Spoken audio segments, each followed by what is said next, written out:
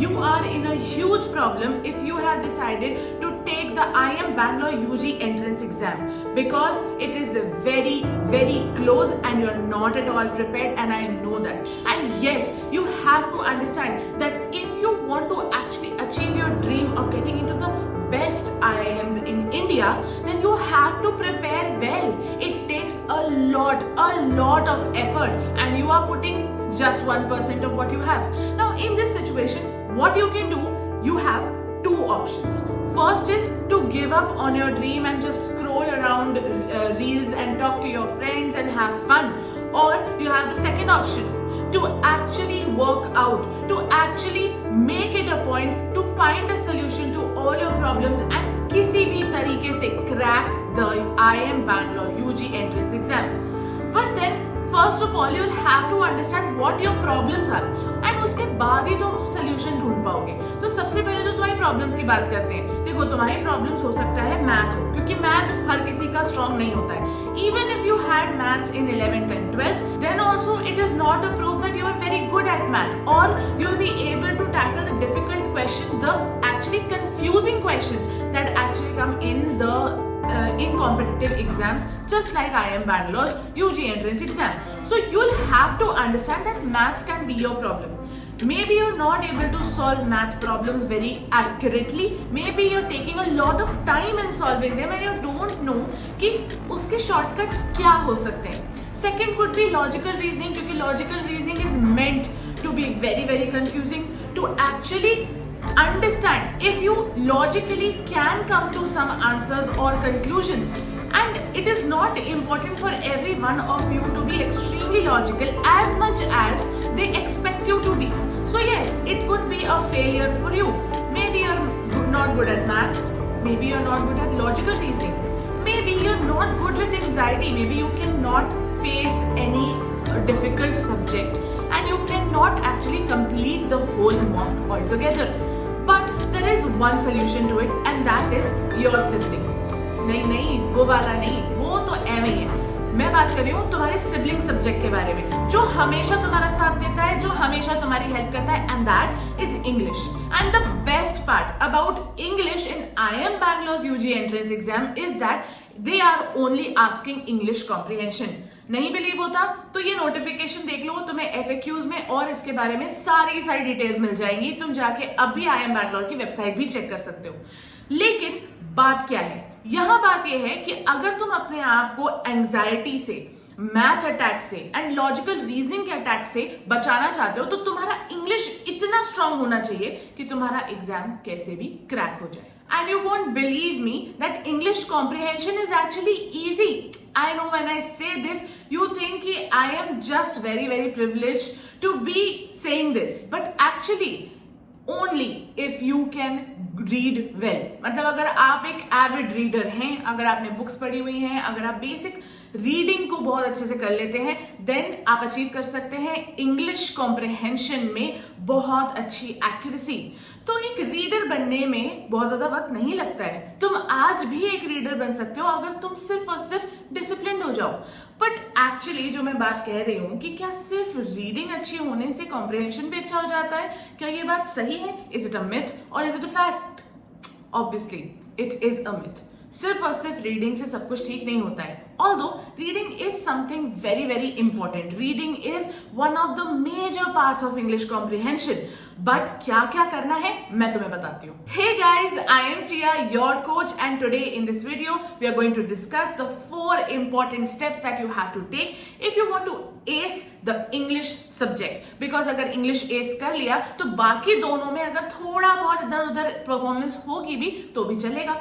First step is complete your basics. Because इसके बिना कुछ नहीं हो सकता है. अब तुम सोचोगे रीडिंग कॉम्प्रिहेंशन में क्या बेसिक्स होते हैं, जो पैसेज में लिखा होता है उसको पढ़ना होता है, उसके बेसिस पे क्वेश्चन आंसर करने होते हैं. नहीं, अगर तुम ये सोचते हो then you are a fool. And तुम्हारी इस फूलिशनेस को ही खत्म करने के लिए मैं तुम्हारे सामने आई हूं.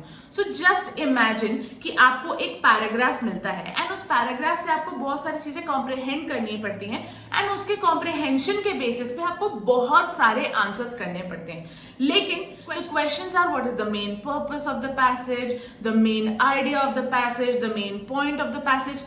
All this is so confusing. The tone of the passage, the figures of speech used in the passage. आपको कुछ चीजें मालूम ही नहीं होगी. जब tones and figures of speech की बात आएगी तो आप vocabulary में फंस जाएंगे, आपके मार्क्स ही नहीं आएंगे. तो इसीलिए कंप्लीट करना बेसिक्स बहुत ज्यादा नेसेसरी है, जिसका फर्स्ट स्टेप जो है वो मैं आपको हेल्प करूंगी टू टेक.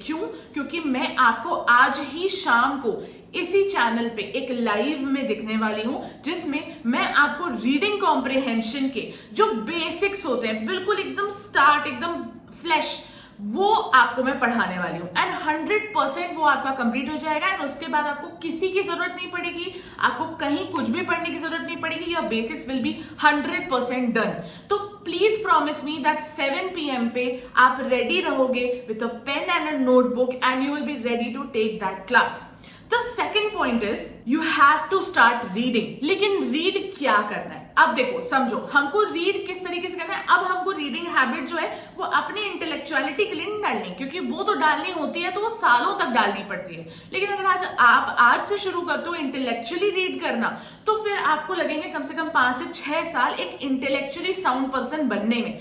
लेकिन अगर आप इस एग्जाम के लिए रीड करना चाहते हो तो आपको लॉजिकली रीड करना पड़ेगा. एंड वो तुम कैसे करोगे? सबसे इंपॉर्टेंट चीज है ये समझो कि किसी भी तरीके का डिफिकल्टी लेवल आ सकता है. इजी, मीडियम, डिफिकल्ट, कुछ भी हो सकता है. तो आप उसके लिए क्या करोगे?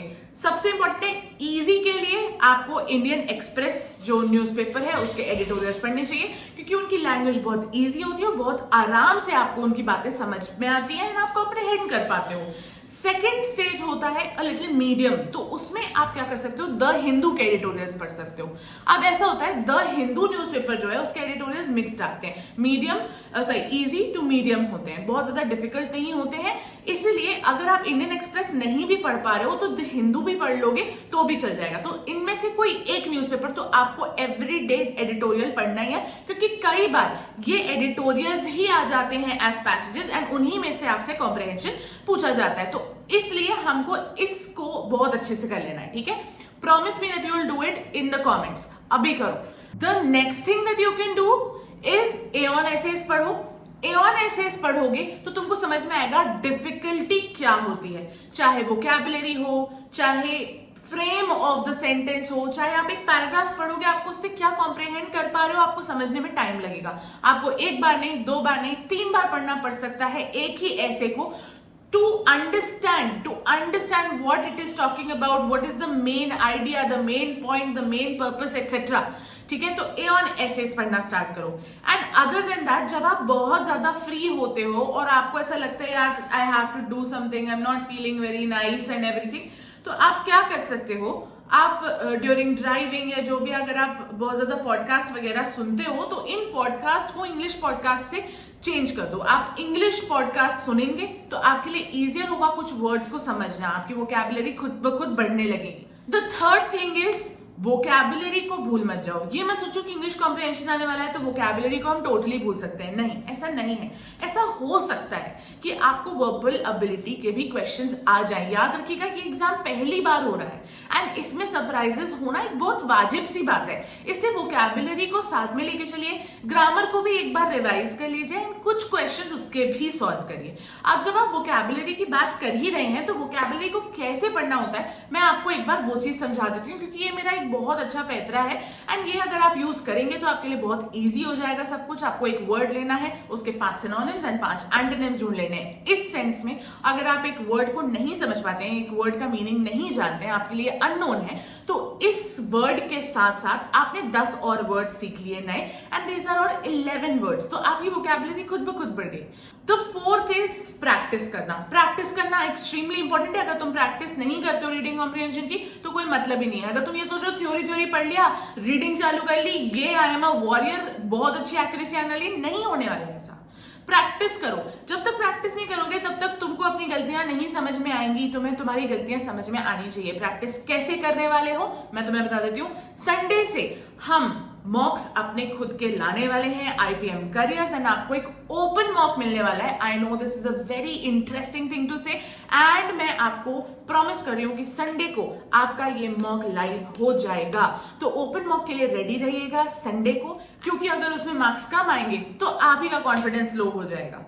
द लास्ट थिंग इज कि मॉक तो दे दिया, प्रैक्टिस तो कर लिया, लेकिन अब क्या, आंसर्स देखे कि बी नहीं डी है, ओ शेट गलती हो गई, चलो आगे बढ़ते हैं। नहीं, ऐसे आंसर्स नहीं समझे जाते हैं, एनालिसिस करना पड़ता है। आप ये समझिए कि ए अगर आंसर है एंड सी आपने मार्क किया है, तो उन दोनों में क्या डिफरेंस है, किस तरीके से आप उसको बेटर कर सकते हैं। एंड बिलीव मी, अगर आप लाइव सेक्शन में जाके रीडिंग कॉम्प्रिहेंशन के बेसिक्स वाला लाइव देखते हैं तो आपको बहुत क्लियरली समझ में आ जाएगा कि आपको एनालिसिस कैसे करना है, एंड सेकेंडली आपको रीडिंग कॉम्प्रिहेंशन के सारे बेसिक्स कैसे अप्लाई करने हैं। ठीक है, so I see you there, and until then take care of yourself, bye bye.